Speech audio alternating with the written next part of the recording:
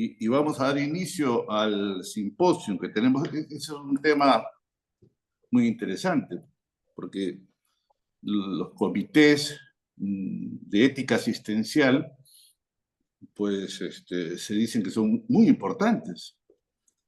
Y hace muchísimo tiempo que en muchos países, sobre todo los desarrollados, los tiene cada hospital o cada clínica.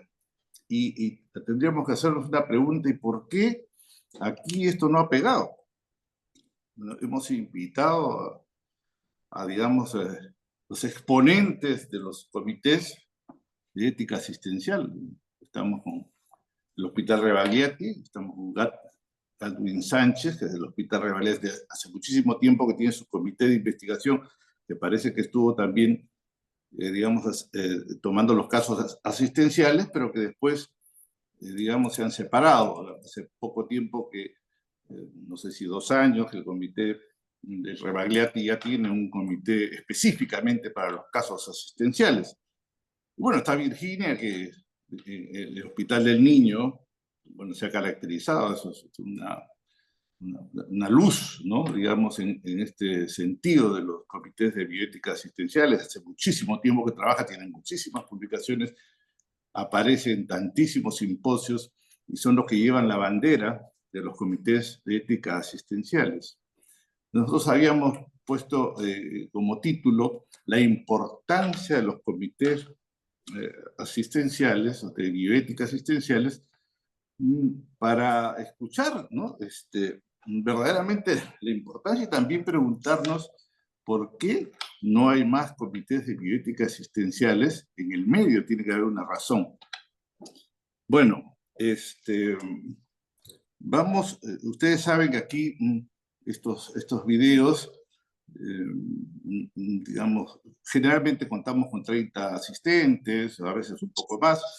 Lo importante de estos videos es que comenzamos a difundirlos en muchos medios, con todos nuestros colaboradores internacionales, en 7 o 10 países y muchas universidades y todo. Así que yo creo que va a ser de mucha utilidad. Como les decía, hemos invitado a la gente, digamos, más importante, más representativa de este tema en el país. Entonces, primero voy a darle la palabra a Gatwin Sánchez Félix.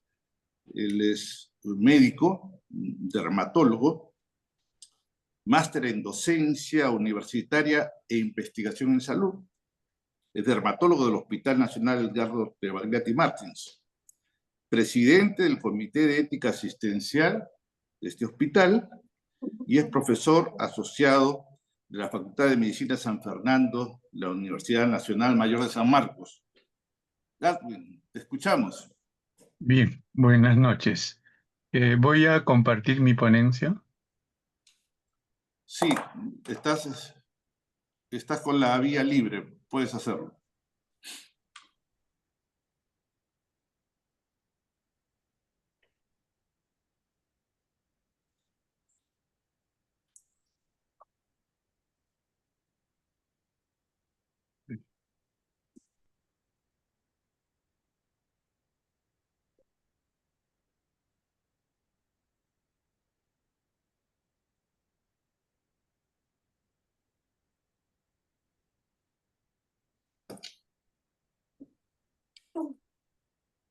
Bueno, perdonen el desorden, pero se me había adelantado.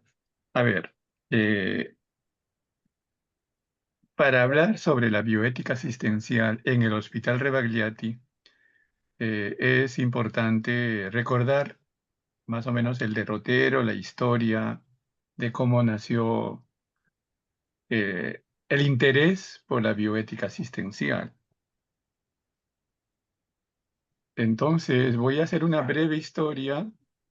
Voy a repasar el casuísmo de algunas situaciones interesantes que hemos ventilado, ¿no?, en el Comité de Ética de Investigación, ah, revisando problemas de bioética asistencial de acuerdo a los casos que se nos presentó y que de alguna manera nos sirve como experiencia para poder finalmente decir cuán importante es este comité dentro de la vida hospitalaria. Bueno, el Comité de Bioética de Investigación tiene muchos años. Esta es una foto de una sesión de diciembre de 2018. Sin embargo, comienza en el año 1998 como un comité de ética del Hospital Rebagliati, a solicitud de investigadores locales para evaluar ensayos clínicos. Se requería de un comité de ética de investigación local. Los líderes y fundadores fueron el doctor Julio César Alfaro Mantilla, la doctora Marínez Segami Salazar y la licenciada en enfermería Domitila Guerrero Angulo, entre otros. El año 1999 se asiste al Diplomado de Ética y Deontología Médica de la Facultad de Medicina San Fernando, dictada por los doctores Pedro Ortiz Cabanillas y Alberto Perales Cabrera. En 2001 se participa en la maestría de bioética por convenio de la Universidad Complutense de Madrid y la Universidad Nacional Mayor de San Marcos de Lima. En esa ocasión, el comité del Hospital Rebagliati participa proporcionando casos para la discusión de ética asistencial. Bueno, algunos de los miembros del comité realizaron la maestría dictada por el doctor Diego Gracia García y varios de sus discípulos.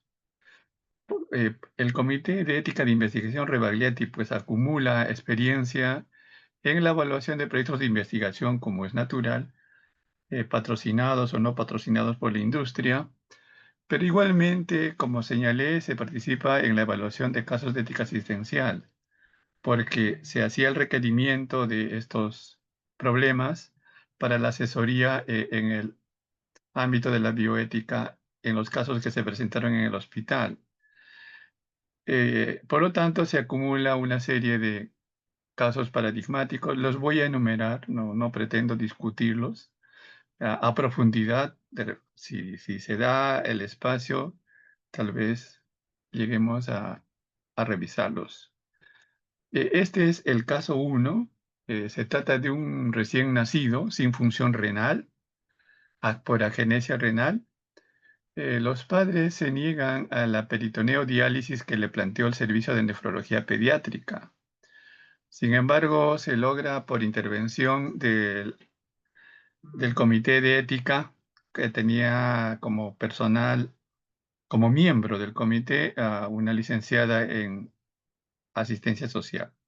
Ella tenía conocimiento de cómo existe un comité de madres que dializan niños lactantes, ¿no? Con peritoneodiálisis, previo entrenamiento, por supuesto. Lo que se logra en este caso es el contacto de la madre, a través de la madre de este niño con agenesia renal, contactar con este grupo de madres que cuidan este tipo de niños. Y se logra la aceptación inicial de la madre y posteriormente del padre para que ingrese a un programa de peritoneodiálisis. Y cuando llega ya al peso conveniente, pues este niño es trasplantado y actualmente tiene una vida saludable, ¿no? Este fue un caso muy interesante que nos permitió ganar la experiencia en el manejo de este problema y asimismo, pues, producto de un trabajo multidisciplinario, se logró ese resultado. Este segundo caso es una gestante con melanoma metastásico cerebral. Se diagnostica a las 14 semanas de gestación. Los padres acuerdan continuar la gestación y el tratamiento sería para la madre solo de sostén y así se alcanza las 29 semanas, cesareada en el momento, recién nacido normal. Un tiempo después falleció la madre. Ese también fue un caso muy importante en el cual se respeta pues, la autonomía de los padres en una situación tan dramática. El caso 3 es una gestante de 12 semanas con hipertensión pulmonar severa. El cardiólogo tratante solicita la posibilidad de aborto terapéutico y luego de 2 juntas médicas en las que se acuerda realizar el aborto solicitado, Este procedimiento no se hizo por diferentes motivos. La madre solicita su alta voluntaria y a pesar de la indicación de este procedimiento, bueno, parece que la mamá decidió finalmente llevar adelante el embarazo contra todas las recomendaciones que se le habían hecho por parte del servicio de cardiología. La madre alcanzó 28 semanas con asistencia especializada y fue cesárea con éxito. Entonces, este es otro caso muy importante en la cual eh, una decisión que no se hizo, pues tuvo un final de este tipo. Este otro caso es una adolescente de 12 años, embarazada por violación por otro adolescente, según señala la historia, y llegan al hospital a solicitar aborto terapéutico, aduciendo problemas mentales, ¿no? Una depresión en la niña. Este procedimiento no se realizó en el hospital. En el seguimiento se supo que lo hizo en otra institución pública. Este caso es una paciente con enfermedad cutánea severa que se llama pityriasis rubra pilaris. Como parte de su enfermedad, fundamentalmente recibió un medicamento que es teratogénico, es el acitretin. Salió de alta, después, bueno, se perdió del control y ya cuando vuelve al servicio tenía una gestación avanzada. Y en este caso, la madre aceptó continuar el embarazo, a pesar de que ya los estudios ecográficos demostraban una malformación importante, ¿no? El recién nacido nació con una malformación severa, cardíaca y cerebral, y murió a las 3 semanas de haber nacido. Este también para mostrarnos de que si uno no tiene el cuidado fundamental en el control de medicación teratogénica, es muy posible que se repitan este tipo de situaciones. El caso 6 es un paciente gestante de embarazo gemelar, univitelino, unicoriónico. El feto A es saludable y el feto B con desarrollo defectuoso. Y existe la solicitud de un clampaje del cordón umbilical del feto B. El pronóstico era de transfusión feto-fetal y o muerte del feto A. Esto también se realizó el procedimiento solicitado. Claro, el comité de ética solo participa en mejorar, como bien sabemos, la calidad de la discusión ética en estos problemas.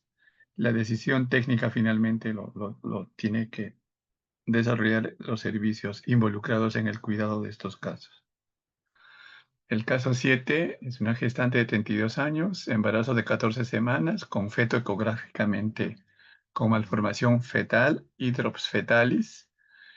Solicita aborto terapéutico aduciendo ideación suicida. Fue reevaluado varias veces, se hizo las juntas respectivas. El Servicio de Salud Mental llegó a la conclusión de que no tenía el diagnóstico mencionado y que la salud mental era la adecuada y que el sostén de su entorno familiar también era el conveniente. Continúa el embarazo y muy posiblemente concluya en un aborto espontáneo, es lo que concluyó la evaluación de este caso.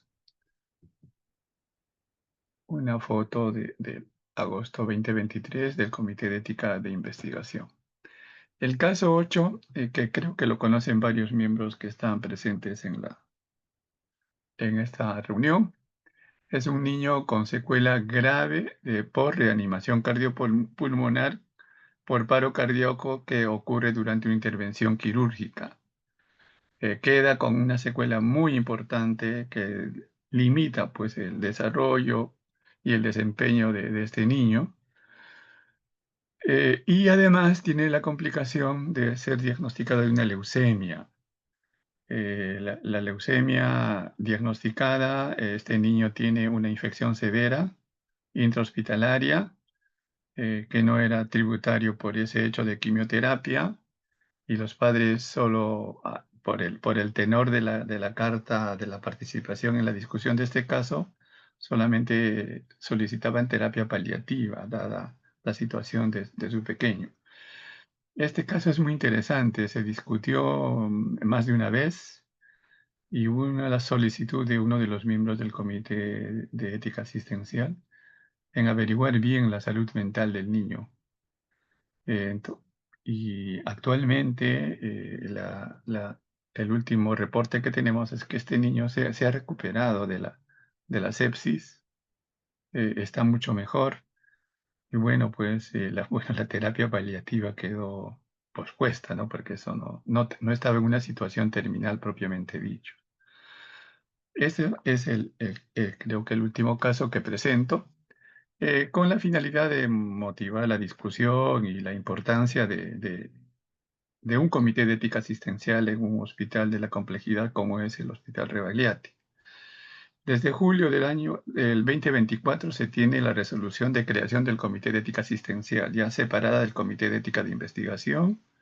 Tiene 8 miembros, como todo comité es multidisciplinario, de ambos géneros. Hay un miembro de la comunidad, además se cuenta con asesores externos que le dan mayor calidad pues, a las discusiones que se tuvieran que hacer en la evaluación de los casos que se nos presentan. Tenemos reuniones de capacitación mensual de tipo híbrido, dada la calidad, ¿no?, de los miembros del Comité de Ética Asistencial, pues algunos trabajamos en el hospital, otros no, pero bajo esta forma mantenemos un diálogo importante para mejorar la discusión y la evaluación de los casos que se nos presentan. Tenemos reuniones extraordinarias a demanda, también de tipo híbrido, para resolver las solicitudes de asesoría que se nos solicitan. Bueno, lo que sí hace todo servicio que solicite una asesoría cuando existen problemas éticos en la asistencia de los pacientes, una historia clínica completa, señalar las situaciones de conflictos encontrados, conflictos éticos. La sesión del Comité de Ética Asistencial convocado se utiliza el método deliberativo de Diego Gracia. El comité emite una opinión colegiada luego de recoger toda la información conveniente. Como bien sabemos, las opiniones de los comités de ética asistencial son no vinculantes. El servicio respectivo tomará las decisiones asistenciales correspondientes. Bueno, a raíz y como colofón de lo que he mencionado, pues la importancia de un comité de ética asistencial mejora el abordaje ético de los casos problema en las instituciones de salud, difunde la ética asistencial en el ambiente hospitalario, disminuye los conflictos en el ámbito de la ética asistencial. Un comité de ética asistencial no es de naturaleza auditora y menos punitiva. Bueno, eso fue producto, la información obtenida de los archivos y las fotos que he presentado son solamente referenciales, no son de los casos que he presentado. Muchas gracias. Eso es lo que quería comunicar. Muchas gracias, Gatwin. Después vamos a dar un tiempo para las intervenciones y seguro que habrá muchas inquietudes y muchas preguntas y luego los ponentes recogerán estas preguntas y tratarán de responderlas. Vamos a presentar ahora la ponencia de Virginia Garaycochea Cannon. Ella es médico pediatra, máster en bioética, máster en gestión pública, máster en cuidados paliativos pediátricos, pediatra del Instituto Nacional de Salud del Niño, en Breña, fundadora y jefa de la Unidad de Cuidados Paliativos Pediátricos del Instituto Nacional del Niño, presidenta del Comité de Ética Asistencial en este instituto, vicedecana del Colegio Médico del Perú. Virginia, te escuchamos. Gracias y disculpando por la voz, pero estoy un poco disfónica, pero en fin. Y gracias por la invitación. Voy a tratar de ser lo más enfocada posible. En primer lugar, ¿qué es un comité de ética asistencial? Es ante todo un órgano de deliberación, como ya se ha dicho, multidisciplinario, para tomar decisiones prudentes sobre cuestiones complejas. Y por lo tanto, a este comité de ética asistencial se plantean conflictos éticos y conflictos éticos en asistencia cotidiana que se da en las instituciones sanitarias, puede ser no solo hospitales, cuando la situación para resolver esto no es obvia e implica una serie de toma de decisiones. Mm, El comité de ética asistencial o un comité de ética asistencial es un grupo multidisciplinar de personas dentro de una institución sanitaria que se establece para aconsejar, sugerir a los profesionales sanitarios cuáles podrían ser las decisiones sobre las cuestiones éticas planteadas en el curso de la asistencia. Hay comités nacionales de bioética, desgraciadamente en el Perú no tenemos esa figura. Estos comités nacionales de bioética son organismos consultivos de ámbito nacional que su función fundamental es guiar a las sociedades en los dilemas morales que surgen en el campo tanto de la investigación biomédica como de la práctica biomédica. ¿Y para qué están los comités de ética asistencial? Están para velar por la dignidad de las personas, la tutela y protección de los derechos humanos, ética y justicia, asesorar en el proceso de toma de decisiones en aquellas situaciones conflictivas y asesorar desde una perspectiva ética a los servicios asistenciales. Los comités de ética asistencial no solo están para responder interconsultas. Los comités de ética asistencial tienen tres actividades básicas, están registradas en la literatura.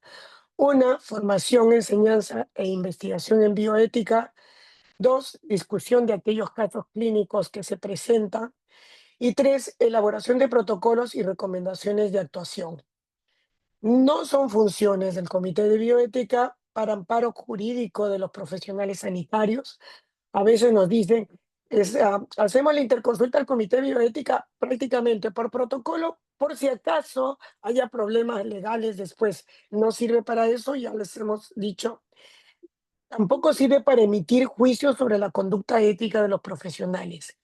Si en el supuesto caso se encontrara alguna suerte de indicio de infracción ética de los profesionales, se hará la consulta al comité deontológico respectivo, pero no se profundiza ni ese es el sentido de la evaluación. Tampoco está para sustituir en la toma de decisiones de otros. Quiere decir, las sugerencias del Comité de Ética Asistencial no son vinculantes. Los que toman las decisiones finales es el grupo tratante, el médico tratante. Los comités de ética no toman las decisiones. Tampoco está para análisis de problemas socioeconómicos o gremiales o laborales. Eso es otro cantar. Para eso tampoco está. Por lo tanto, ¿cuáles son las actividades que desarrolla un comité de ética asistencial? Promover actividades académicas sobre los temas de su competencia, colaborar o elaborar propuestas de actuación que pueden ser guías, protocolos, en los casos que se presentan con más conflictos éticos, por ejemplo, casos de muerte cerebral, consentimiento informado, rechazo de tratamiento, etcétera, etcétera. ¿Dónde pueden ayudar los comités de ética a la hora, por ejemplo, de decidir sin continuar un tratamiento que produce resultados inciertos? Cuando no sabemos qué desearía un paciente cuando no esté en condiciones de decidir y no sabemos quién debe decidir en su lugar. Cuando hay discrepancias, y esto es una de las cosas más frecuentes entre los profesionales, los directivos, o entre los profesionales, el paciente o sus familias, en cuestiones del consentimiento sobre un tratamiento o intervención, cuando hay rechazo a un tratamiento que parece médicamente indicado, u otros problemas relacionados con la calidad de vida. Es de la composición de los comités de ética asistencial más frecuente que nosotros también la mantenemos.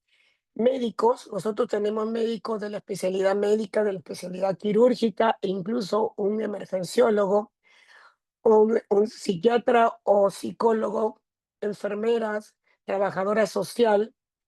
abogados para darnos el marco ético, el marco legal, un representante de los pacientes que también tenemos, un representante religioso que no necesario o asesor espiritual y consultores que sean necesarios de acuerdo a la gravedad o acuerdo a la naturaleza del caso que se presenta.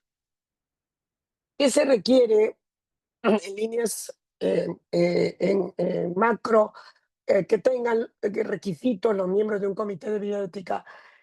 Generalmente es lo ideal, aunque no es obligatorio, que tengan conocimientos básicos de ética. Y cuando no los tienen, los otros miembros del comité de ética pueden ir colaborando en la autoformación de los que no lo tienen. Que tenga competencia en su área de conocimiento, o sea, si es enfermera, médico, clínico, médico quirúrgico, trabajadora social, psicóloga, tengan competencia en su área y sobre todo que tenga una capacidad de diálogo y escucha. Las competencias de los miembros del comité son tener tolerancia, paciencia y mucha compasión, honestidad y conocimiento de uno mismo y sus propias limitaciones, coraje para enfrentar ciertas situaciones, porque son situaciones bastante difíciles cuando nos consultan, y sobre todo prudencia y humildad.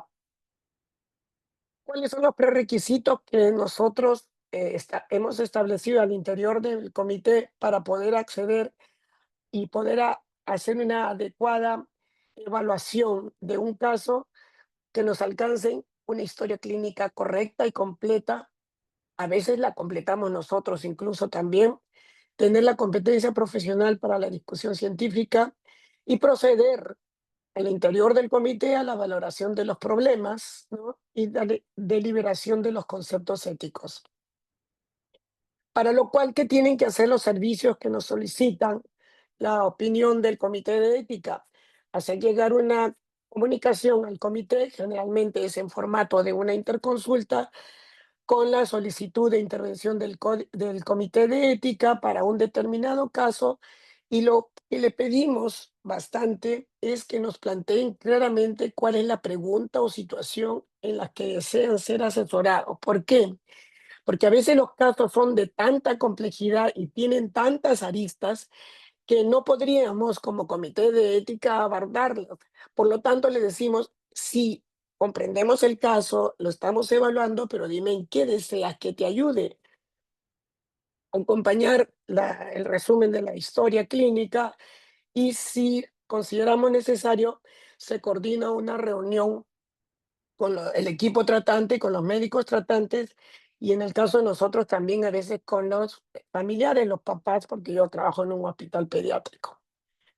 Diego Gracia dice que la ética y la clínica comparten el mismo método de análisis, desde una ponderación razonable, que es la deliberación, a una decisión razonable, que se aplica el principio de la prudencia. Y deliberar es eso que estamos hablando, considerar atenta y detenidamente los pros y los contras, los motivos de una decisión antes de adoptarlo y emitir la razón o la sin razón de los votos. Entonces, el método deliberativo comprende deliberación sobre los hechos que están contenidos en la historia clínica, deliberación de los valores, que es la identificación de los problemas o conflictos éticos, deliberación de los deberes, que es el curso de acción que se plantea, y las pruebas de consistencia. Seguimos también nosotros los pasos para el deliberativo, el método deliberativo sugerido por Diego Gracia. Entonces, consideramos los principios, el curso de acción y las consecuencias. Lo que sí también establecemos es la confrontación ética, que es de la racionalidad científico-técnica, la fundamentación, la racionalidad ético-religiosa, valores y principios, y la racionalidad jurídico-política, que es el marco legal del cual no podemos escaparnos. Y cuando ya tenemos los cursos de acción a seguir, pasamos por filtros, el filtro del tiempo, el filtro de la publicidad y el filtro de la legalidad. ¿Y qué quiere decir? El filtro del tiempo quiere decir que estos cursos de acción que estoy sugiriendo ahora, lo sugeriría más adelante o lo hubiera sugerido sin, antes de no haberlo deliberado. La publicidad, si esto se hiciera público, tiene la suficiente fundamentación ética como para defenderlo, y la legalidad si está dentro de los marcos de las normas legales a las que nos sujetamos. Aunque es importante, y esa es la razón de este simposio, la importancia de los comités de ética asistencial, y es una de las preguntas que también nosotros nos hacemos al interior: ¿por qué por lo menos en instituciones complejas no tenemos comités de ética asistencial, cuando en las instituciones complejas es donde se plantea muchos más conflictos éticos? Nos llama la atención que, habiendo pasado tanto tiempo y tantos años, nosotros tenemos ya más de oh, 12 años o 13 años sin parar, no se hayan constituido otros comités de ética. Sin embargo, parece que eso no es incomún, no es poco común, y en la literatura se establece que cuando no hay comités de ética asistencial, una modalidad que puede sustituir a un comité de ética asistencial es, por ejemplo, las unidades de cuidados paliativos. ¿Y por qué? Porque desde la filosofía paliativa uno se trabaja en un equipo multidisciplinar, igual que el sugerido para la constitución de los comités de ética asistencial. Se organiza el trabajo de atención centrado en la persona. También a la hora de sugerir el plan de trabajo en comités, en las unidades de cuidados paliativos, se hace una deliberación teniendo la ética como fondo sobre la situación del enfermo, especialmente cuando se encuentra en etapa final de la vida, y su familia.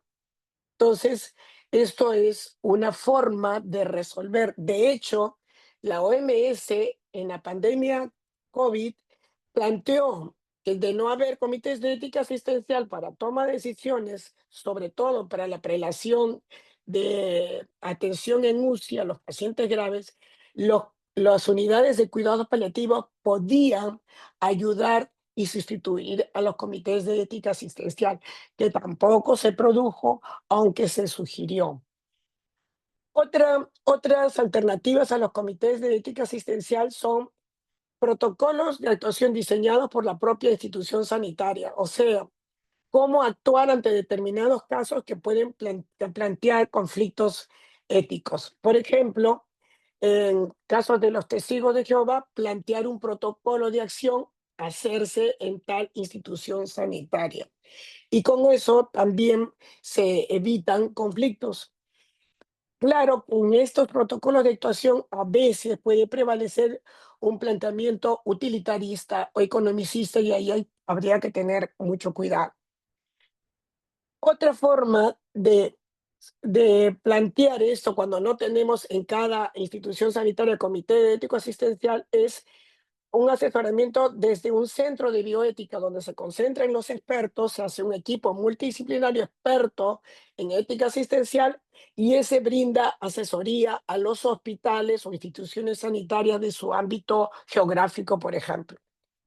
Y especialmente en la parte americana, los americanos y algunos países de Europa, lo que hacen es contrato de un experto en bioética. Ahí es un experto en bioética el que asesora en cuestiones éticas a las instituciones sanitarias.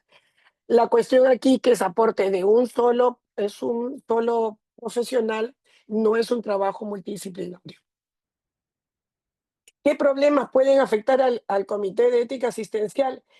Que el personal asistencial considere que no es necesario, que ellos son autosuficientes y pueden solucionar todos los conflictos. Eso pasa frecuentemente y a veces decimos, pero acá se está planteando un conflicto, ¿por qué no nos llaman? Bueno, son autónomos en sus decisiones. Muchas veces es porque los profesionales no consideran a la ética como un, eh, cuestión importante que los ayude en la toma de decisiones prudentes. Muchas veces los componentes de los comités de ética asistencial también se sienten desmotivados justamente por estas cuestiones. muchas veces hay presiones y recelos por parte del resto de profesionales y la desconfianza. O sea, no, sí ya sé lo que me va a decir y entonces, ¿para qué lo interconsulto?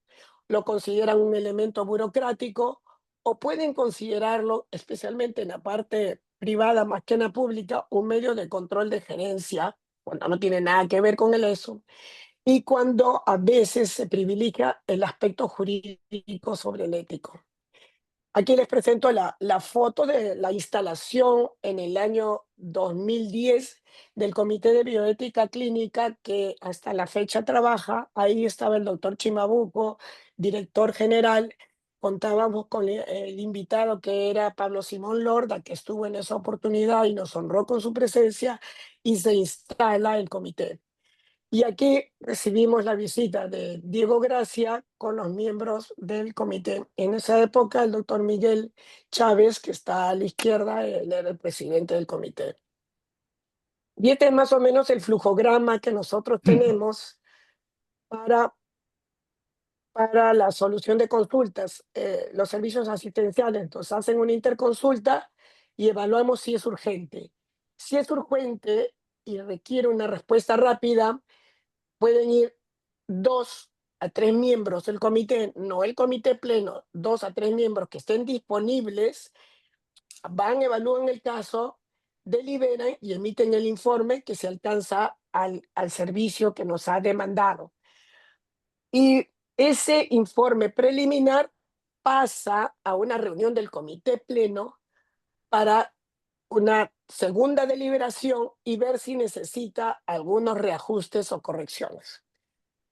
Cuando la interconsulta que se nos da no es urgente, hay reunión del comité y el comité, luego de evaluado los hechos, ve si necesita un interconsultante experto, si necesita conversar con los interconsultores, los interconsultantes que diga, o si necesita también consultar con el paciente. En este caso, nosotros no, sino los familiares, porque somos pediátricos. Según eso, se hace ya al interior del comité la exposición del caso, se delibera, se plantea el informe que se hace llegar al servicio respectivo. ¿Y qué otras acciones hemos desarrollado como comité de ética? Hemos dicho que nosotros tenemos la formación y capacitación, se han desarrollado en el transcurso de los años temas como autonomía, tengo derecho a decidir para hablar del menor maduro, la ética del cuidado, ética de la discapacidad, ética de cuidados paliativos, ética y maltrato infantil. Y esto, si bien es cierto, es una estadística antigua, ha habido años que no hemos llevado una estadística, digamos, muy cuidadosa, pero esto es para darnos una idea de la cantidad de casos consultados por año que hemos tenido, alrededor de 20 a 25 casos. Las edades de los pacientes que evaluábamos su caso va en toda la edad pediátrica. Las razones por las que nos interconsultaban generalmente eran malformaciones congénitas, parálisis cerebral infantil, 2 casos de muerte cerebral y testigos de Jehová también, ¿no es cierto? Y síndromes genéticos eran las causas más frecuentes. ¿Qué otras acciones ha realizado? Ha recomendado actuación a la dirección cuando nos han solicitado o de motu propio. Por ejemplo, se hizo sobre tratamiento de células madre que solicitaba en un paciente crítico que era del Instituto de Salud del Niño, sobre el uso compasivo de medicamentos, sobre prelación del uso de ventiladores mecánicos en una época no de pandemia, sino de una de las epidemias de influenza que tuvimos una situación crítica de ventiladores y la asignación temporal de equipos médicos también. Creo que esto es lo que quería compartir con ustedes y agradezco la atención y estoy a su disposición. Muchísimas gracias, Virginia. Vamos a dar paso a las intervenciones de acuerdo a cómo lo vayan solicitando, pero yo antes de esto quería hacer una pregunta a los dos.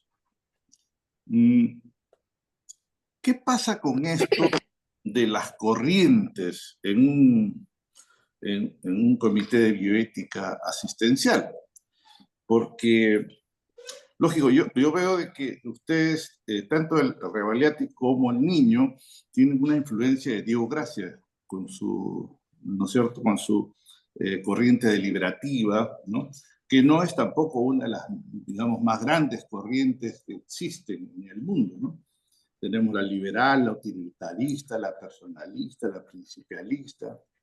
Entonces, pensando, lógico, hay quienes dicen, bueno, un comité de bioética hospitalario tendría que decir cuáles son sus ideas, ¿no? Por ejemplo, un hospital católico, ¿no? Sus ideas de quién son, o sea, de acuerdo a cómo se conforman, uno tendría que tener una, digamos, una identificación. Pero yo pensaba un poco en el Comité Nacional de Bioética. Nosotros hemos presentado un proyecto hace 2 años y estamos dándole, y el ministro nos ha dicho que nos va a ayudar a que, ¿cómo se llama esto?, pueda dar a luz. O sea, lo hemos estado trabajando en el ministerio, lo hemos estado trabajando en el Instituto Nacional de Salud. Y yo me pregunto, porque, ¿qué hacemos si constituimos un Comité Nacional de Bioética liberal o utilitarista o personalista, ¿no? Nosotros sabemos también que digamos, los organismos internacionales tienen ciertas tendencias, o sea, hay una serie, digamos, de ideas nuevas que desde los organismos internacionales se quieren implantar. O sea, todo lo que es fecundación in vitro, todo lo que es eutanasia, todo lo que es, etcétera. Todas estas ideas nuevas, ¿no?, que venimos viendo, digamos, están siendo incentivadas por los organismos internacionales. Entonces, yo quisiera que me comenten un poco sobre esto. ¿Ustedes cómo ven esto? ¿Lo quieren hacer lo más plural que se pueda dentro del niño de Rebagliati? ¿O ya han adoptado por una corriente y esa es la forma en que ustedes deliberan? Les quería preguntar, Virginia y Galvin. Bueno, dentro del el comité del Instituto Nacional de Salud del Niño no tenemos preferencia real por ninguna corriente. Si bien la fuente, el método deliberativo es de Diego Gracia, no es lo único que, digamos, no es nuestro único marco de referencia. La ética principialista también. Depende de cada caso, porque en algunos casos, para tomar decisiones, por ejemplo, en pandemia, preferimos un poco más tirarnos para la ética utilitarista. En todo caso, por la diversidad de componentes del comité de ética, que es variopinto, y digamos, la espiritualidad que nosotros vemos en nuestros pacientes y sus familias, no quiero decir religiosidad necesariamente, yo personalmente digo, opto por una ética autónoma, no heterónoma, o sea, no pegado a una religión sensu estricto. Nos puede servir de referente moral y de hecho que lo utilizamos muchas veces, pero no es lo único. Va a depender en evaluación de cada caso los contextos también, ¿no? Entonces, es diferente evaluar un contexto que voy a estar evaluando a una familia que es testigo de Jehová, que tengo que conocer y tengo que saber y tengo que optar por la mejor curso de acción para como hace poco tuvimos, y les voy a contar si me da tiempo, de una mamá testigo de Jehová, pero también podemos optar, pero a ver, en el centro está la dignidad de la persona humana. Eso es lo que sí, no hay duda. El centro de la discusión está el respeto de la dignidad de la persona humana. Y alrededor de esto consideramos los valores y principios y vamos ahí examinando y caminando poco a poco sin pegarnos necesariamente, estrictamente a alguna corriente. Por ejemplo, el caso que les decía, un chico de 14 años, parálisis cerebral infantil, más o menos severa, entra porque tiene osteoporosis severa, tiene una fractura patológica y tiene anemia. La mamá es testigo de Jehová y dice que no quiere que lo operen para colocarle una prótesis, un clavo, porque el requisito indispensable era transfundirlo para corregirle la anemia y poderlo operar. Entramos a una conversación con la mamá, entramos a una conversación con los médicos y llegamos a un curso intermedio. El curso intermedio fue darle el tratamiento con eritropoyetina, mejorando la alimentación por 10 días, subía la hemoglobina y lo operaron. Y lo operaron con una hemoglobina basal, o sea, una hemoglobina mínima para poder entrar con el mejor cirujano que hiciera el menos sangrado. ¿Me entiende? O sea, ahí respetamos la dignidad del paciente, la dignidad de su madre, respetamos la familia, optamos por un curso intermedio que no requirió transfusiones y ya está. Nada más, nada más. Gracias. ¿Qué dices, Gatwin?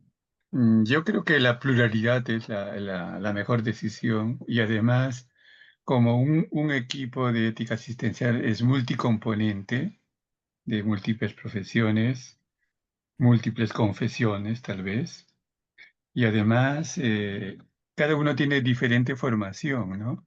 Si bien es cierto que por lo menos uno del equipo tenga formación en bioética, puede ser más de uno.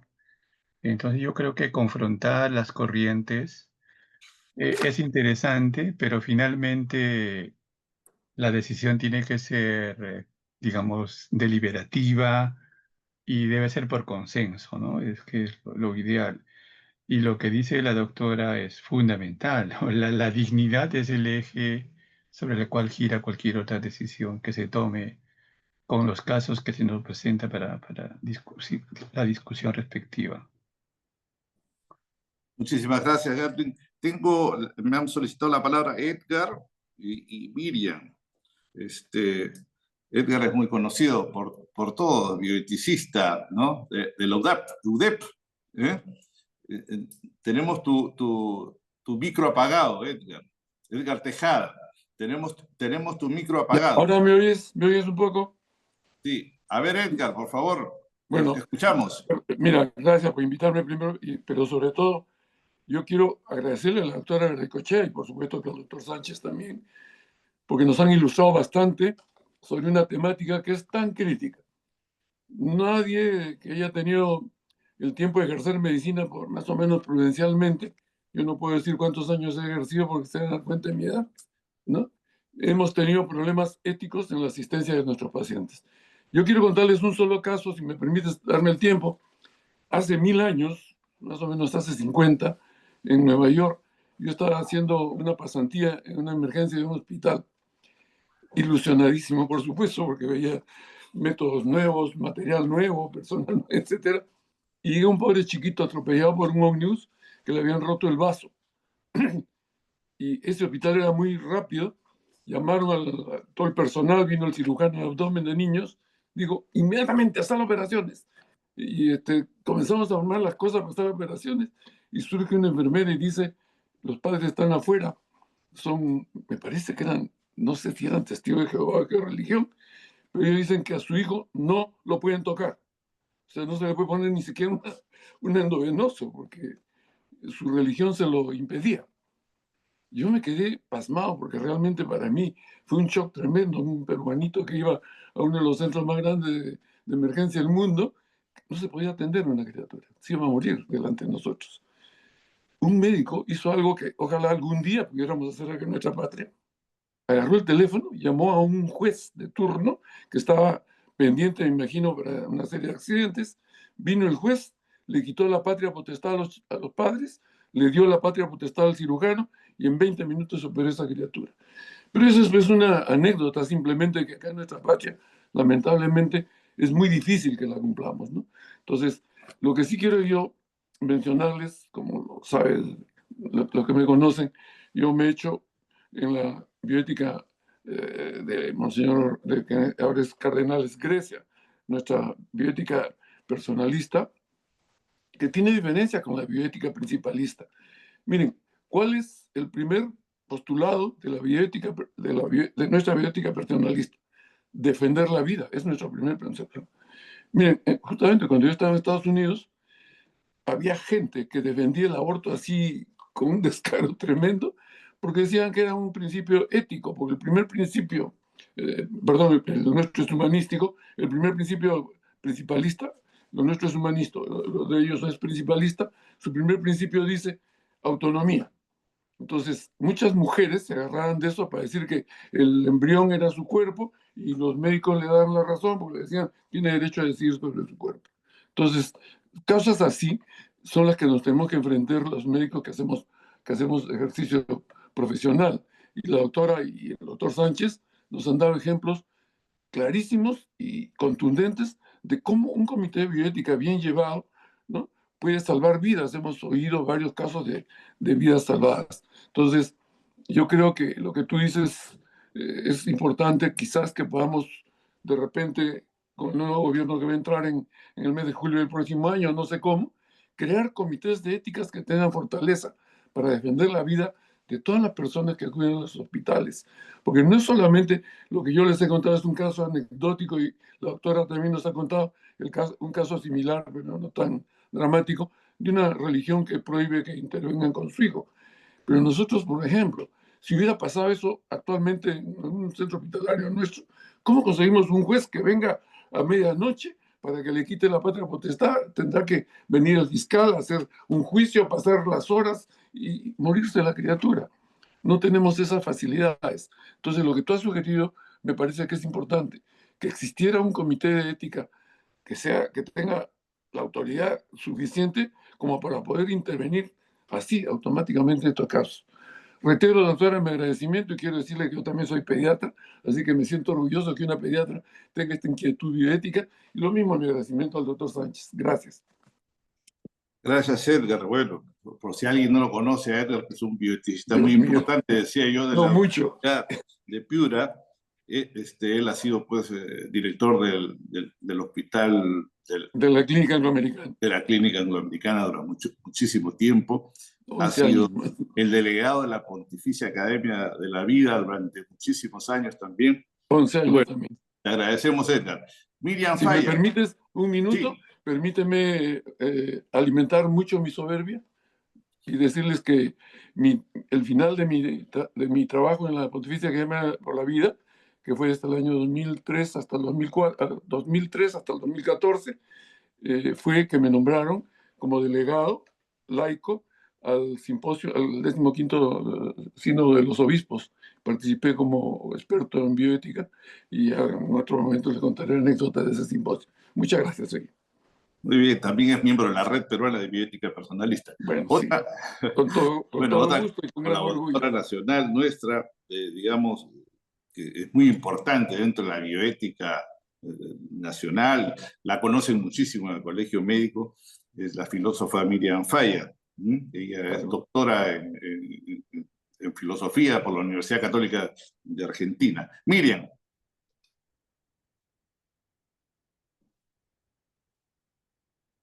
Miriam, ¿estás ahí? De repente tu micro. Ahora, Ahora sí. bueno, gracias Alejandro. En primer lugar, bueno, felicitar al doctor Gadwin, que es nuestro flamante presidente del Comité de Ética Asistencial del Hospital Rebagliati, del cual soy parte, ¿no? Me siento muy honrada por ello. Y también la doctora Virginia Garaycochea, que nos ha aportado luces al respecto. En realidad, existen comités de bioética de diferente índole. Yo he pertenecido a un comité de bioética en ciencias biológicas en la Facultad de Medicina, perdón, en la Facultad de Ciencias Biológicas de la Universidad Nacional Mayor de San Marcos por 5 años. Fui miembro de ese comité y los casos que se presentan ahí también son bastante complejos, aunque no lo crean, pero son bastante complejos. Bueno, ahora en el Hospital Rebagliati, ¿no? Que es un hospital grande, un hospital donde se presentan muchas cosas y muchos casos y que precisa, ¿no? Un comité de este tipo. En realidad, yo no me he formado con Diego Gracia, ¿no? Diego Gracia comete una perogrullada al decir que el método de la bioética es deliberativo. Todo es deliberativo, todo. Yo, como filósofa, me he formado en el personalismo, pero no directamente con Sgrescia tampoco, sino he ido, digamos, investigando con varios profesores que he tenido en Argentina cuando hice mi posgrado y mi doctorado, y empecé a transitar el camino del personalismo. Este, eh, no voy a negar las virtudes que pueda tener Diego Gracia, pero no es la única persona representativa en esto, ¿no? Hay otros profesores eh, muy capaces que han, digamos, arrojado luces al respecto, ¿no? Los comités de bioética asistenciales eh, tienen que ser sí o sí interdisciplinarios, porque eh, el, el problema que se puede presentar y que ipso facto se presentan, ¿no? Como en el caso del Hospital Rebagliati, que es el que yo estoy integrando actualmente, con el doctor Gadwin, la doctora Marta Mogrovejo, el doctor Marco Polo y una serie de profesionales de alta gama, ¿no? Son casos donde no solamente se va a discutir la cuestión médica, ¿no? Se puede llegar a discutir incluso hasta la cuestión económica, ¿no? Por la que pueda estar atravesando un paciente. Entonces, la presencia de un filósofo, esto sí lo tiene que haber dicho Diego Gracia, aunque yo lo he leído, pero no lo he leído en su totalidad, pero pienso que lo debe haber dicho, es preponderante, es importante porque la bioética es ética de la vida y la ética es eminentemente filosófica, ¿no? Entonces siempre se requiere la presencia de un filósofo, inclusive, ¿no? De un representante de la sociedad civil también, ¿no? Que algunos le dicen el hombre de la calle, no una persona, un ciudadano, ¿no? Que puede opinar en nombre de la sociedad civil, ¿no? Y abogados, bueno, sabemos cómo debe estar conformado el comité médico, sobre todo, enfermeras, trabajadoras sociales, ¿no? Entonces, en la medida que se va presentando el caso, ¿no? Las valoraciones morales pueden ir variando. En la medida que el caso va cambiando, por ejemplo, ahora me entero por el doctor Gadwin que este niño está mejor, aunque con una leucemia linfocítica aguda, yo realmente no lo sé. Creo que es una de las leucemias más fuertes, ¿no? Yo no soy médica, pero creo que es una de las más peligrosas, ¿no? Pero era un caso realmente triste, triste. Yo celebro que este niño esté mejor, ¿no? Pero eh, en la medida en que este caso presentaba aristas económicas, aristas médicas, sociales, de todo tipo, ¿no? Entonces se hacía necesaria la deliberación, o sea, la deliberación es algo que se da todos los días, ¿no? Y si queremos irnos a los padres de la deliberación, nos vamos a la escuela de Frankfurt, ¿no? Con Jürgen Habermas, con Carlo Toapel, que fueron los que crearon un poco la ética del consenso, de la deliberación, de la que después Diego Gracia habla e intenta incorporar a su bioética, ¿no? Entonces, la importancia de la formación ética, ¿no? Y bioética, pero sobre todo en ética, de los componentes de un comité es fundamental, porque en la medida que va cambiando el hecho médico, ¿no? El acontecimiento médico, el evento médico, puede ir cambiando la valoración moral y podemos ir llegando a otras conclusiones que en un principio no las imaginábamos, ¿no? Ahora las reuniones en los comités de bioética tampoco son fáciles. A veces tenemos que deliberar 2, 3, 4, 5 días por un solo caso, ¿no? Porque de la misma deliberación van saliendo preguntas, y no debe quedar nada sin que se haya dicho, ¿no? Entonces, yo estoy muy contenta como el doctor Gadwin está llevando el comité en el hospital Rebagliati. Creo que las personas que lo integran también, y me imagino que el comité de la doctora Virginia debe ser un comité también de alta gama por la misma formación que tiene ella, ¿no? Entonces, lo que yo quiero dejar en claro es el aspecto de la formación moral de los componentes, de la formación ética de los componentes. Entonces, sí es bueno, si soy antropólogo, tenemos un antropólogo, bueno, soy antropólogo, tengo un diplomado en bioética, tengo formación ética, aunque no sea eticista, pero saber, ¿no? Entender de qué se trata para que a la hora que evaluemos el caso, veamos, ¿no?, de qué manera la ética va, digamos, transitando el evento médico. Eso es todo lo que tenía que decir. Gracias, Alejandro. Muchas gracias, Miriam. Sí, yo también conocí a Diego Gracia, estuve en sus dos módulos finales del máster, esos módulos eran de 2 meses, no sé, y conocí a toda la gente que estaba haciendo el máster ahí, que la hizo con forma completa, ¿no?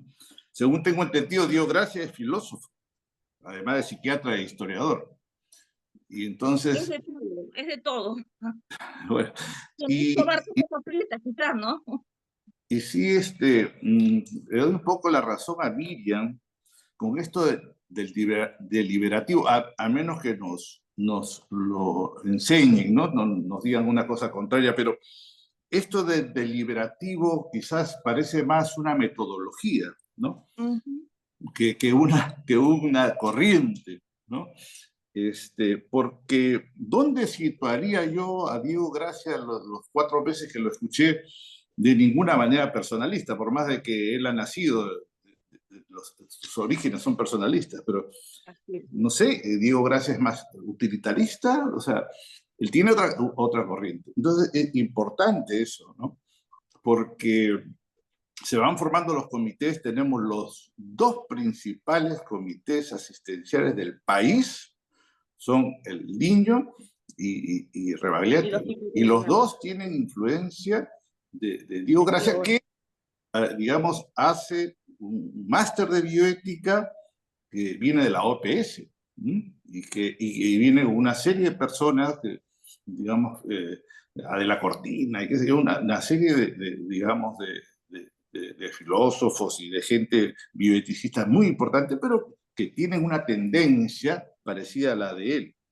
Bueno, estamos soltando cosas porque ya después tanto Virginia como Gadwin van a cerrar, ¿no?, estas inquietudes que estamos dando en este tiempo las intervenciones. Me ha pedido la palabra Germán Patrón. Germán Patrón es médico, es del Comité Nacional de Bioética del Colegio Médico del Perú, está muy, digamos, tiene muchísimas actividades en este Comité Nacional, que está trabajando muy bien, que ya han hecho un congreso internacional precioso y que siguen trabajando, tienen grupos de trabajo y todo. Germán, te escuchamos. Buenas noches, ¿me escuchan bien? Te escuchamos bien. Sí, Germán. Sí, estoy manejando, pero es un tema interesante, muy interesante. Quería hacer dos preguntas, y coincido en muchos de los comentarios previos respecto a que la deliberación en la ética, hasta en la filosofía, pero en la ética puntualmente, es la base, ¿no? Es una metodología, no es una forma exacta solamente de Diego Gracia, como mencionaron. Está la de Brady, hay otros métodos deliberativos que se pueden utilizar, ¿no?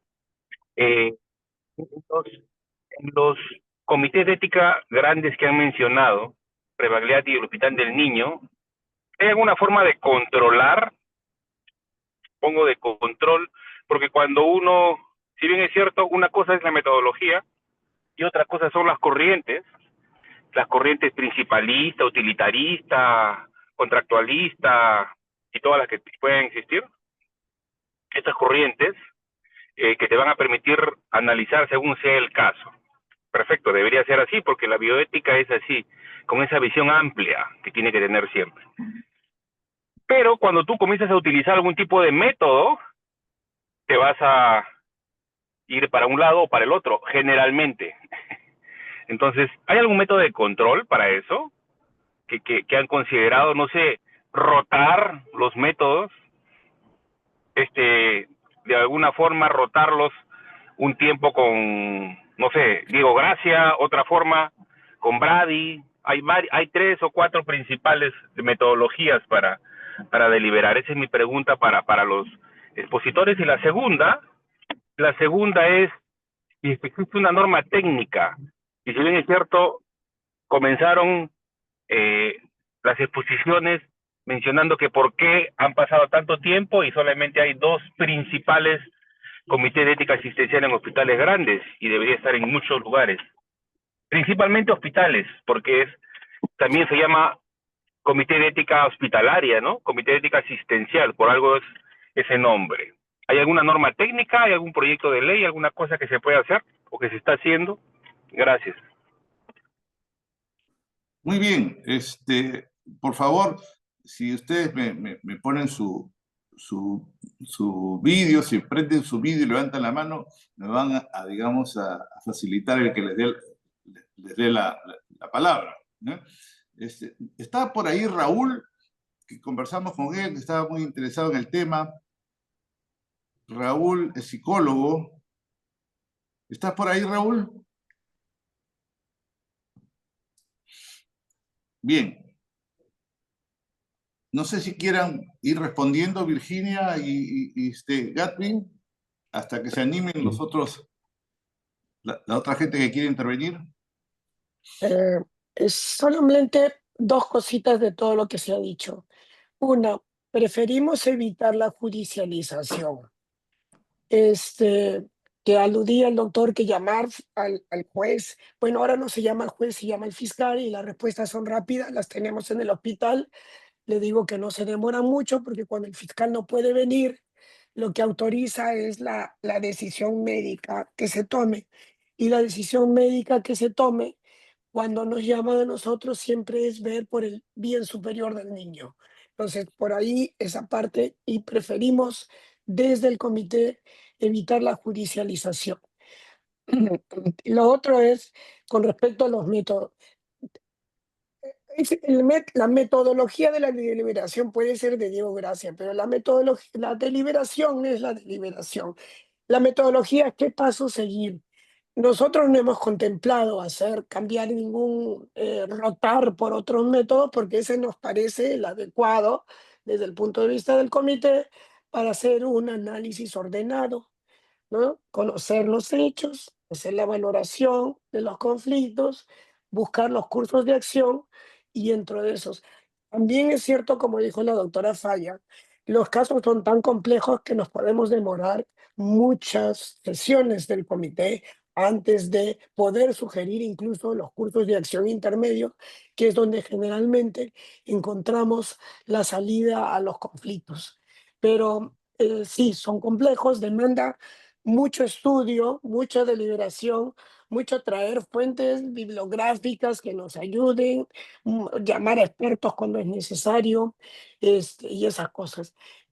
Sí tenemos representantes de los pacientes, por si acaso el representante de los pacientes o de la sociedad civil es una voluntaria del hospital que trabaja en aula hospitalaria y que conoce el manejo de los pacientes. Ella no es médico, no es trabajadora social, ella es docente hospitalaria y lo tenemos ahí. Sí tenemos un filósofo que nos ayuda en algunas consultas, no siempre, que nos asesora, y un representante, ¿cómo se llama? Un asesor espiritual. Eso es por ahí. La otra es, norma técnica no existe, pues, porque si existiera, no tendríamos, a ver, el Comité de Ética Hospitalaria o de Ética Asistencial, como se denomina en mi hospital, se formó por la iniciativa del director general, ¿ya? O sea, él estaba interesado en que esos conflictos se resolvieran o ayudar a la solución de los conflictos, que hubiera un ente que dentro del hospital pudiera hacerlo de eso. Para eso por lo menos en mi época, el doctor Chimabuco se preocupó de formar una masa de profesionales críticos, como le digo yo, porque se abrió una diplomado de bioética, al cual se becó a profesionales que postulaban para esas becas. Eso fue una cuestión interna, de tal manera que se formaron aproximadamente ah, más o menos 20 profesionales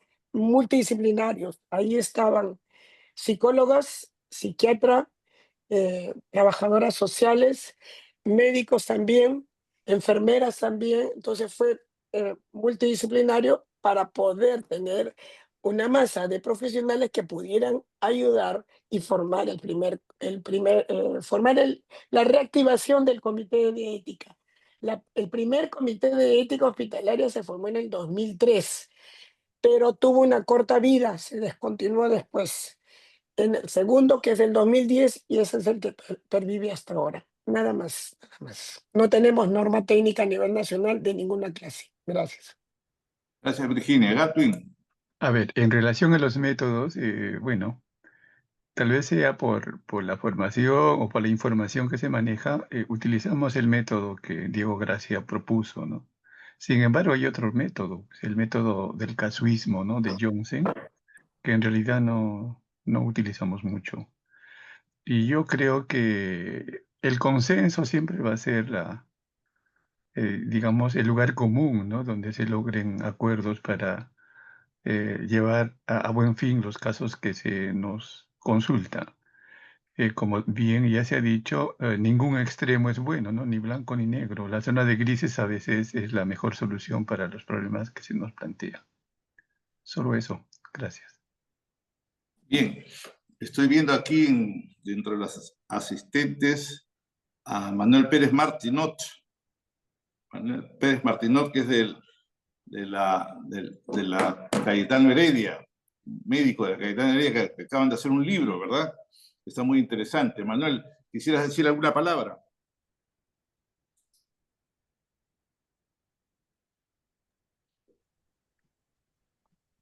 Buenas noches, ¿se me escucha? Te escucho perfectamente, te escuchamos. Buenas noches, agradecer la invitación, felicitar a los expositores. El tema me parece que es bastante importante y necesario en nuestro medio y creo que hay que prestarle un poquito más de atención y dedicarnos a que se formen estos comités tan necesarios en los hospitales e inclusive en el ámbito privado.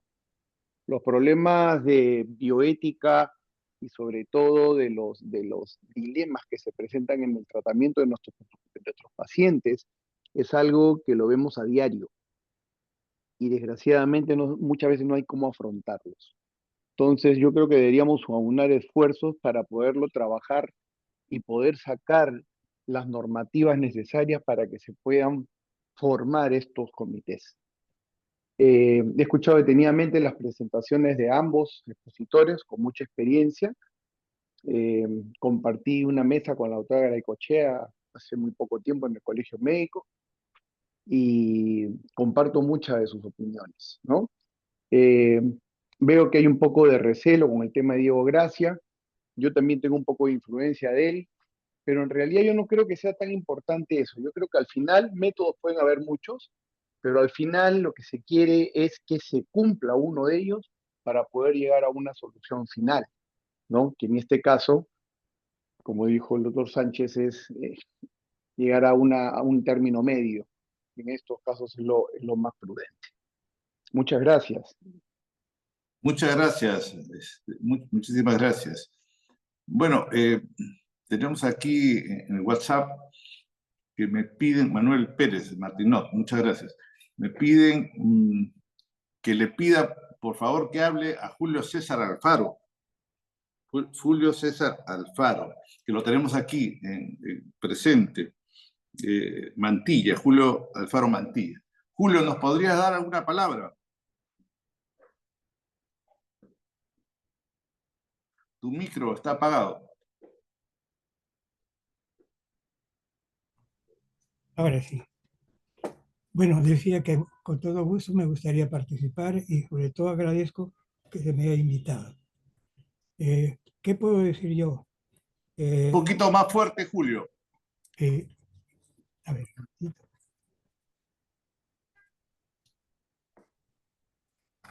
A ver, ¿ahora está mejor? Sí, mejor. Ya. Bueno, yo tuve en mi cargo el Comité de Ética de Investigación del Hospital Rebagliati durante muchos años. Y sin tener Comité de Ética Asistencial oficial, desarrollamos las actividades correspondientes. Muchos de los casos que vimos los ha presentado el doctor Gabriel Sánchez, que también es miembro de ese comité. Ahora, Diego Gracia nos enseñó no solamente el método de él, sino también el método de Janssen. Y nos dijo una cosa que parecía, por lo menos para mí, muy importante. No importa el método. Lo importante es utilizar un método, apegarse a ese método. La otra cosa que he escuchado es que ¿por qué no hay no hay más comité de ética? ¿Por qué no hay interés en los comités de ética? Como parte digamos, del problema, contaré lo que pasó en la Facultad de Medicina de la Universidad Mayor de San Marcos. Ahí se intentó hacer una maestría en ética en general. Se abrió la maestría y no se pudo desarrollar porque no hubo suficiente cantidad de postulantes. La maestría se abrió durante varios años consecutivos y sin embargo nunca hubo el número mínimo necesario para poder abrirla. Entonces, en ese sentido, yo diría que es un tema que merece investigación. Merece investigar por qué. ¿Por qué no hay ese interés? En cambio, ya dentro del Comité de Ética Ciencial, encontramos que los casos que se nos presentan son realmente apasionantes, mucho más interesantes que de ética de investigación. Finalmente, diría que otra cosa que aprendimos también es que la ética es laica. Ya, no tiene que ser orientada a una determinada, porque la ética es para todos. Creo que eso es lo más importante que podría yo aportar a esta reunión. Bien, muchas gracias, Julio César. Me dicen que ahora todavía sigues siendo miembro del Comité Asistencial de Rebagliati, ¿verdad? Es importante, porque ha mencionado Julio César esto de los laicos y los religiosos, ¿no? Con el personalismo, que es lo que, digamos, nosotros difundimos, y que es verdad que nace de Diego Helios Grecia, que es un obispo, un monseñor, un cardenal. Él decía, y lo tenemos en sus manuales, de que no podemos ser confesionales. O sea, no podemos ser confesionales. Aquí no es esta cuestión de que yo soy católico y por eso pienso así. No. Es que se tiene que defender desde el punto de vista del personalismo, ¿no? Desde la ciencia, desde la filosofía, y no, digamos, ponerse en el plan de religioso, ¿no? Bien, no sé si nos quieran dejar responder a esto. Hay esta inquietud, que es, digamos, una inquietud que ha vuelto a poner en el tapete Julio César, es que ¿por qué no crecen estos comités? ¿Por qué no hay más comités? ¿Qué cosa está pasando durante tanto tiempo? Ahora, la bioética se está enseñando en las universidades. Muchísima gente está estudiando bioética. Pero ¿por qué no existen los comités? Les repregunto nuevamente a nuestros ponentes. Bueno, yo podría decir que creo que son dos factores, que los médicos y el personal asistencial en general no conocen lo que es un comité de ética asistencial, y eso que no se interesan en eso. Y el otro factor es que en los hospitales todo el mundo vive ocupado, y los profesionales médicos tenemos que trabajar en varias cosas. Queda poco tiempo libre para dedicarnos a una actividad que es voluntaria. Y en ese sentido que habría que encontrar la manera de compensar de alguna forma a los miembros de los comités, entre otros factores, ¿no?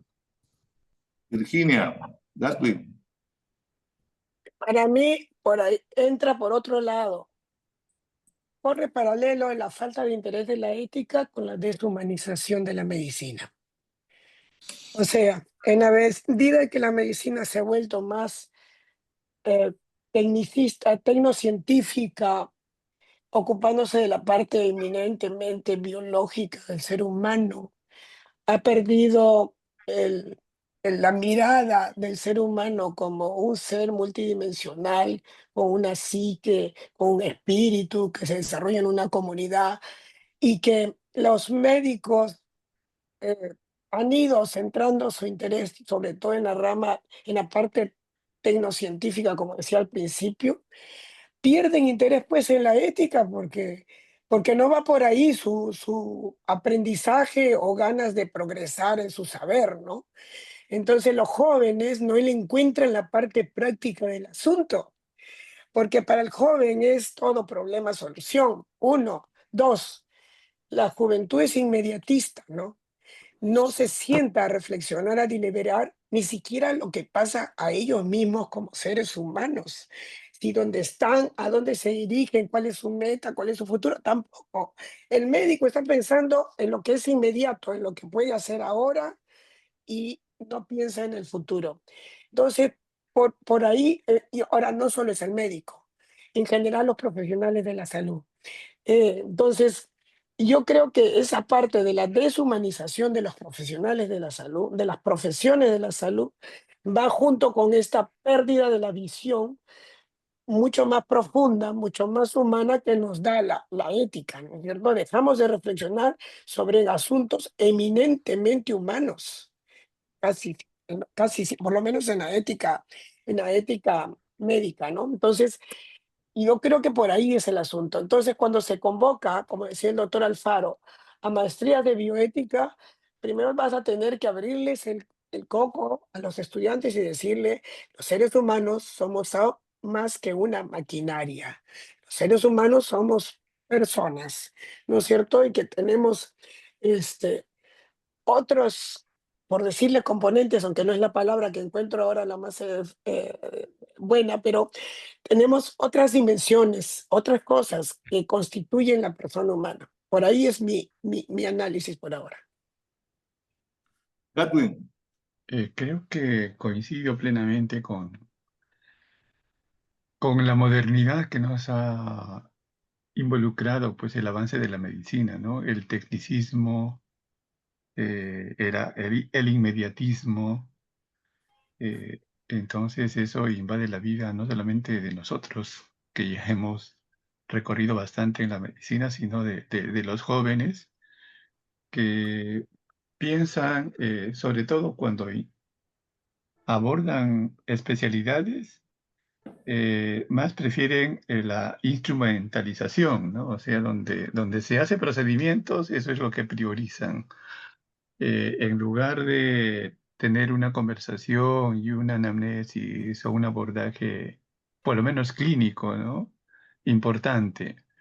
Y creo que eso motiva que los otros aspectos del quehacer médico se descuiden de manera importante. Sin embargo, yo creo que a pesar de todo estas circunstancias, es nuestro deber seguir difundiendo, ¿no? Como lo hace mucha gente que he tenido la suerte de escuchar o de conversar. En el hospital tratamos de hacer jornadas de bioética plural, no solamente en investigación, sino también asistencial y en integridad científica también. A la fecha hemos hecho ya tres cursos anuales. Bueno, tiene aceptación. Esperemos que difundiendo de alguna forma habrá más gente joven que se interese en estos problemas, ¿no? Porque no hay otra forma, o sea, difundir, enseñar. Y creo que el ejemplo de gente que se dedica a este tipo de actividades, pues de alguna manera tiene que repercutir en la vida los jóvenes que nos van a reemplazar, ¿no?, en la actividad médica. Yo creo que de alguna forma estos espacios como al que me han invitado, esa es la finalidad, ¿no? Difundir, conversar, dialogar sobre precisamente estos problemas, ¿no? La poca acogida que se tiene con este tipo de eventos en la vida cotidiana de los profesionales médicos y en general, pues, de los profesionales de la salud, como se ha planteado muy bien. Creo que es lo único que nos queda, difundir, participar en la medida que se pueda y a ver, alguien tomará la posta, tal vez de manera decidida, en difundir lo que se hace por hoy. Bien, solamente como un comentario, porque se han tocado estos los intereses, ¿no? Que el médico está en su tecnología, que además no recibe nada no recibe paga por pertenecer a estos comités. Y yo pensaba un poco en esto de los juicios, porque los juicios van incrementando en cuanto a la práctica médica. No estoy hablando de mala praxis, pero no estoy hablando de la práctica médica. Y si bien es cierto, ese no debería ser un motivo, como ya lo han dicho, ¿no? Lo mismo que pasa con el consentimiento informado. Nos dicen, no, el consentimiento informado de ninguna manera se puede hacer como una defensa judicial, pero se hace. O sea, se han entrado muchos médicos, entran al consentimiento informado detallado para que después, o sea, a pesar de que no porque has firmado un consentimiento informado vas digamos, a dejar hacer un juicio, ¿no? De todas maneras, desincentiva al paciente a hacer un juicio cuando tiene un consentimiento informado que está diciendo todo lo que puede pasar y todo lo que puede suceder. Y el juez también está diciendo, bueno, si se le ha dicho que esto podía suceder, claro, no es mala praxis, pero esto podía suceder, no ha habido mala praxis, pero bueno, y entonces queda un poco defendido el médico. Y esto puede pasar en lo sucesivo con los juicios, ¿sí? Porque si uno, digamos, pide el auxilio de un comité de bioética ante casos complejos, ¿no? Si bien es cierto eso, digamos, no va a ser un motivo de defensa, pero de todas maneras puede ayudar. Pues si yo este caso lo he puesto ante un comité de bioética del hospital o de la clínica, y este ha sido su consejo, pues de todas maneras ya no he actuado porque me ha dado la gana, ¿no? Ni tengo responsabilidades de ese tipo, no sé qué es lo que piensan. Germán Patrón está levantando nuevamente la mano. Germán, ¿quieres participar nuevamente? ¿Me escuchan bien? Sí. Ya estoy por llegar, estoy manejando todavía. Agradezco siempre a todos ustedes por su participación. Gracias por hacerme participar. Un comentario, coincido con muchos de los puntos finales que mencionó el doctor Gadwin y la doctora Virginia, en muchos aspectos, coincido, sí, pero quiero recalcar la importancia de una adecuada o una formación en bioética, que también lo mencionó Miriam Falla al inicio. Ese es el pilar fundamental, considero, una formación en bioética, ¿no? Como parte integrante de un comité, tiene que haber alguien con una formación en bioética. Muchísimas veces ha existido sin un nombre, sin una resolución, pero todos eran médicos especialistas en un área, pero no había nadie con una formación en bioética y el enfoque es diferente. Lo segundo, si bien es cierto, los médicos tomamos decisiones todos los días, es diferente también aprender a hacer una deliberación bioética, que es lo segundo que tenemos que aprender a hacer, una deliberación bioética, ¿no? Ya sea por tal o cual corriente, pero aprender a hacer una deliberación bioética que nos va a permitir que los comités de bioética, de ética asistencial, se puedan multiplicar, alcancen los niveles que deberíamos tener, porque deberíamos tener en todos los hospitales, como les comenté al inicio, esos aspectos creo que son muy importantes y deberíamos tenerlos en cuenta, ¿no? Y fomentar esta adecuada formación en ética, en bioética, que se está haciendo desde varios niveles, ¿no? En las universidades, en el posgrado y todo lo demás, ¿no? Los jóvenes, muchos de los jóvenes se van dando cuenta de que la ética es parte de su vida, por eso se espera que este interés vaya creciendo, ¿no? Gracias. Bien, ha levantado la mano Miriam Velarde. Por favor, Miriam, si te presentas. Sí, yo soy Miriam Velarde Inchaustegui, soy médica neuróloga dirijo el Comité de Ética del Colegio Médico del Consejo Regional 3, ¿no? De Lima. Lo que quería darle saludo a Virginia y a Gadwin y también al maestro, ¿no? Al doctor Alfaro, neurólogo también. Le quería decir en mi experiencia, por ejemplo, yo había querido formar el año 2012-13 el Comité de Ética Hospitalaria, pero como dice Virginia, si no hay interés del director, y como dice el doctor Alfaro y Gadwin también, lo que pasa es que si no hay interés, no hay presupuesto, y es lo que pasa actualmente, que también por eso nunca se llegó a formar. Lo intenté, los médicos siempre apurados, y ahora los jóvenes más materialistas todavía. Entonces, realmente esa es nuestra dificultad. Lo que nosotros ahora de repente a través del colegio médico, está Germán, está Virginia, que estamos ahora, podríamos, ya que tenemos un ministro de salud que es de calidad, porque con él se fundó y fundamos a SOCAL ese año, ¿no? Entonces, él ahorita va a formar una oficina de calidad en el ministerio, pero también podríamos decirle si podíamos propugnar hacer los comités de éticas hospitalarias, porque eso sería muy conveniente y que le pudieran dar un presupuesto para su acción. Eso es lo que quisiera, y agradecida de estar en esta reunión, pero tendríamos que tener algo concreto, porque lo difícil es, y felicito tanto a Gadwin como a Virginia y al doctor Alfaro, que comenzó en el Rebagliati, estos comités de ética que siguen funcionando. Y muy difícil. Y yo soy del Neurológicas, donde tenemos casos súper importantes, ¿no? Porque es neurológico. Y sin embargo, no se ha podido armar. Gracias. Muchas gracias. Tengo un comentario en el chat de Rosella Suárez, muy interesante. Rosella, no sé si nos quieras decir un poquito lo que nos has escrito en el chat, esta situación del estudio, de los jóvenes. Si te puedes presentar. Sí, buenas noches. Buenas noches, soy médico internista del Hospital Barton. Justo estoy aquí porque pasaron el link en uno de los grupos gracias a la doctora Virginia. Buenas noches a todos. Y coincidía con lo que mencionó la doctora Virginia. Yo, por ejemplo, me formé en el pregrado en la Universidad Nacional Pedro Ruiz Gallo, en Chiclayo, Lambayeque. No sé si conocen la universidad.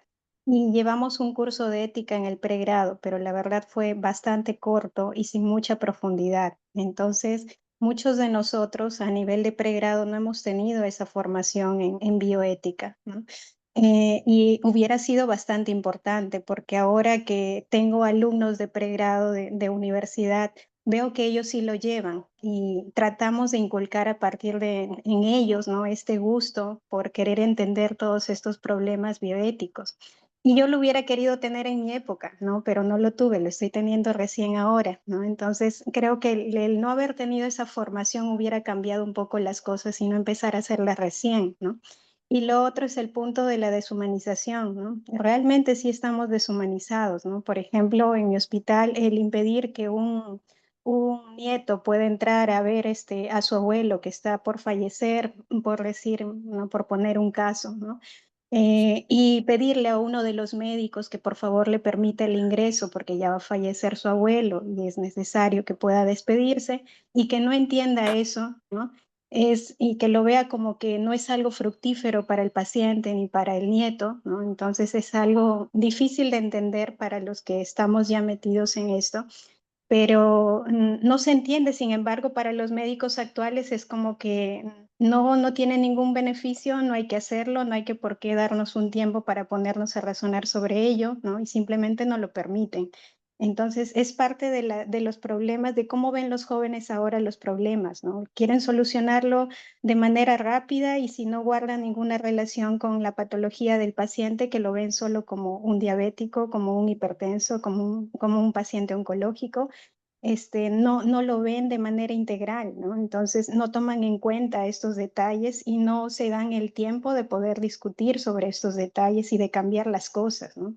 Cuando nosotros hemos propuesto, por ejemplo, en el hospital donde trabajo, que cambiemos esa idea, como que nadie le quiere prestar atención porque consideran que no es importante, ¿no?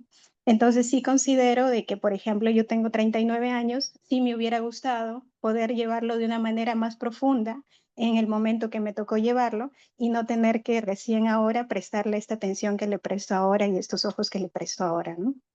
Bueno, eso era todo. Gracias. Muchísimas gracias, Rosella. Bueno, no hay otras solicitud de palabra, de intervención. Miriam. Tu micro, Miriam.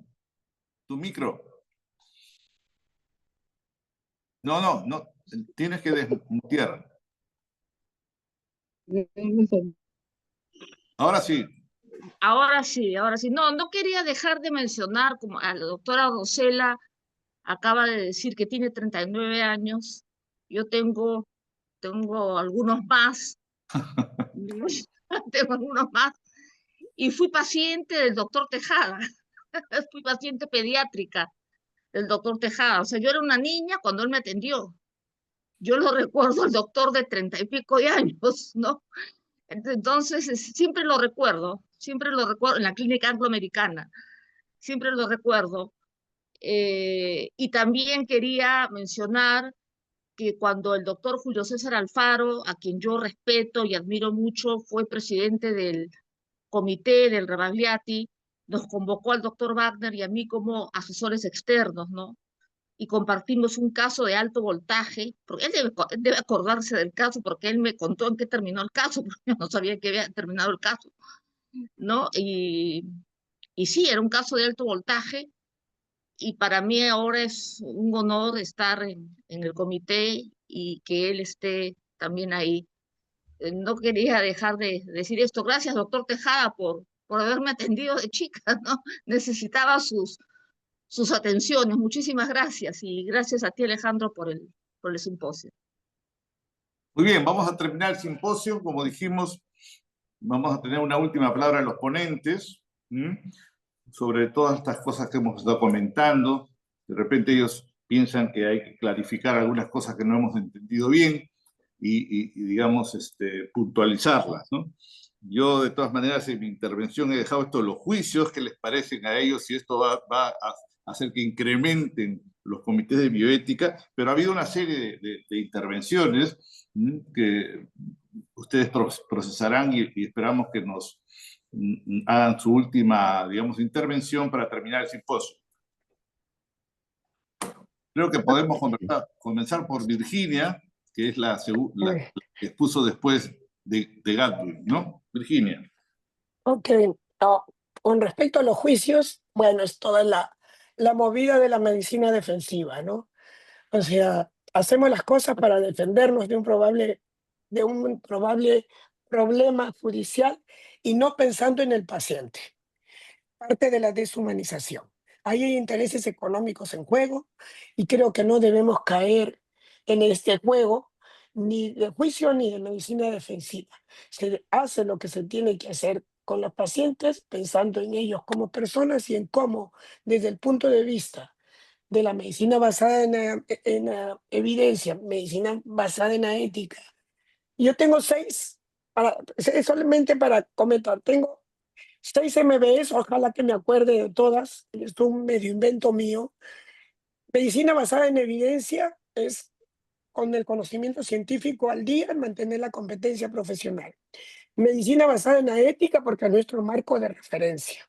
Medicina basada en la experiencia, no olvidarse que los profesores, los maestros, como el doctor Alfaro y otros excelentes maestros que hemos tenido, el doctor Ortiz, etcétera, etcétera, nos enseñaron no solo sobre la ética, sino sobre el humanismo y sobre la parte de la verdadera medicina. Medicina basada en la empatía, no olvidarse del buen trato. El médico bueno es un buen médico. Entonces, el buen trato es una parte importante. Medicina, ya ves que ya me olvidé.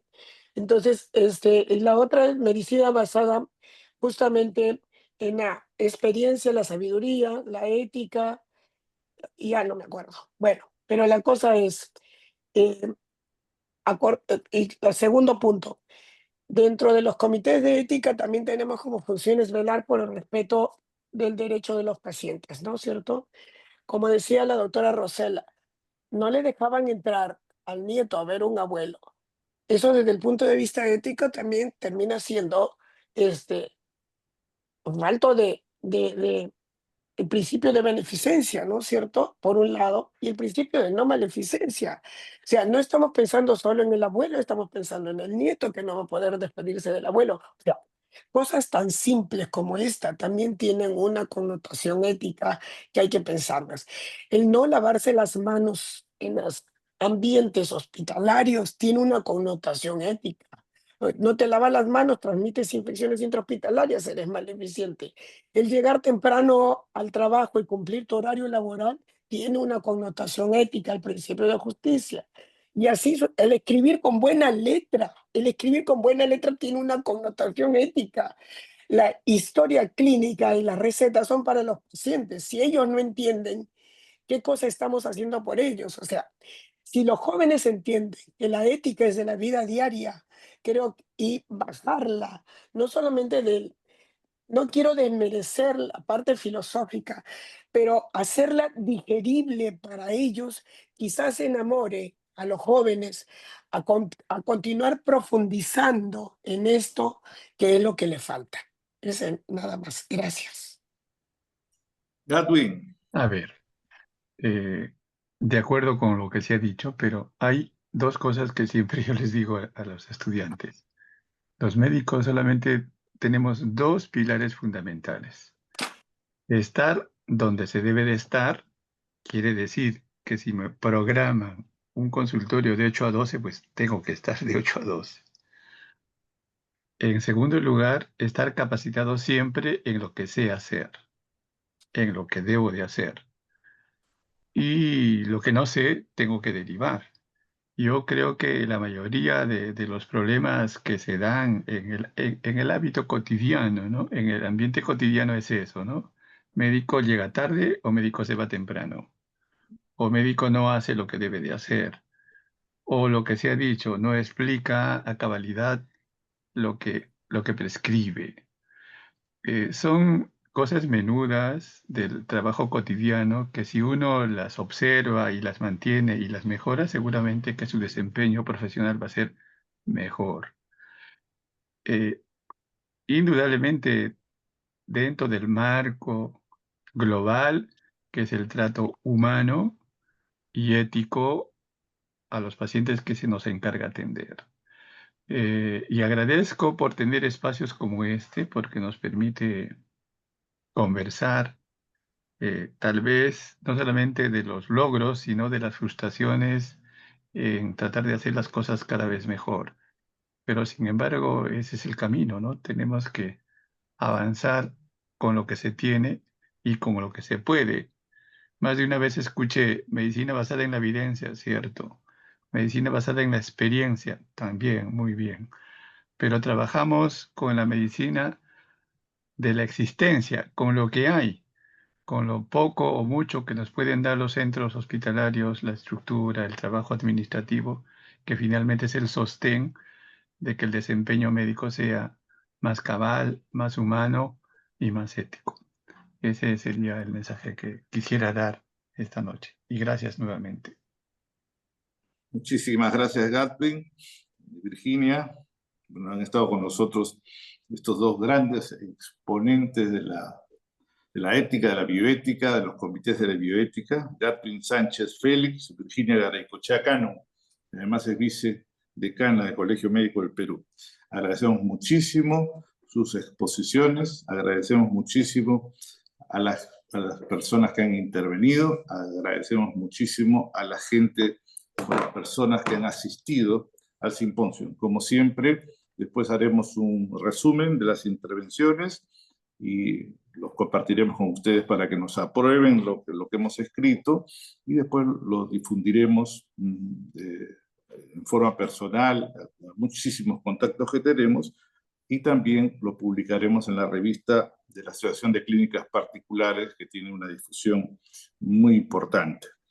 Agradezco muchísimo, les agradecemos en nombre de la Red Peruana de Bioética Personalista, el que hayan asistido y que nos hayan ofrecido todos sus conocimientos. Muchísimas gracias. Gracias, hasta luego. Muchas gracias, buenas noches. Gracias. Buenas noches. Buenas noches, muchas Buenas gracias. Excelente, buenas noches a Gracias, todos. buenas noches. Buenas noches, Buenas noches. gracias Alejandro, gracias. Buenas noches. Gracias. Muchas gracias, excelente todo.